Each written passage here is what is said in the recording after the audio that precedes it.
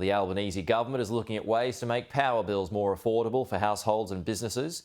But despite days of pressure, it's still unclear exactly what action will be taken. A warm welcome for the Prime Minister. Very nice. Thank you. During a visit to a Melbourne kindergarten. It is Halloween, isn't it? With households and businesses spooked by the forecast 50% rise in energy costs, Anthony Albanese is in the hot seat to drive down prices. We're examining the most effective way. That's the point.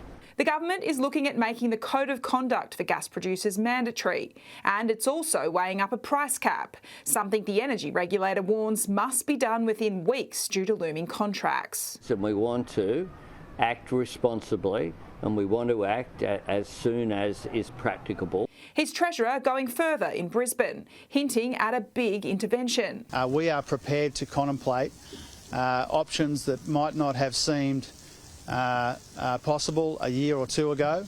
At a nearby cafe, the opposition leader meets locals struggling to pay the bills. What's happened with your power prices? And taking aim at the policy paralysis. If they had a plan to cap gas prices, why wasn't that plan announced in last Tuesday's budget?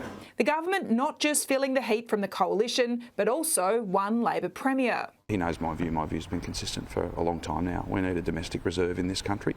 Victoria's Daniel Andrews took his plea for a domestic gas reservation directly to the Prime Minister. But we should not be competing against the world for something that comes out of our ground. These are just obscene, some of these numbers. The government is facing another policy headache, this time on industrial relations. Two Senate crossbenchers say they will not be rushed to pass the major changes by the government's December 1 deadline. Getting this through before Christmas, I doubt it very, very much. We got the first look at it on Thursday.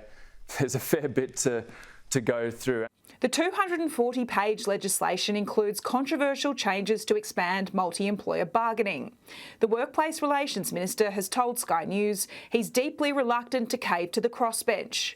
People have had their wages deliberately held back for 10 years, and with inflation moving at its current rate, I don't see how I can deliberately hold back parts of legislation that seek to get wages moving again. But I think the most important thing is that we get this right. There's already been substantial consultation. But more may be needed, with Labor lacking a majority in the Senate. Trudy McIntosh, Sky News, Canberra.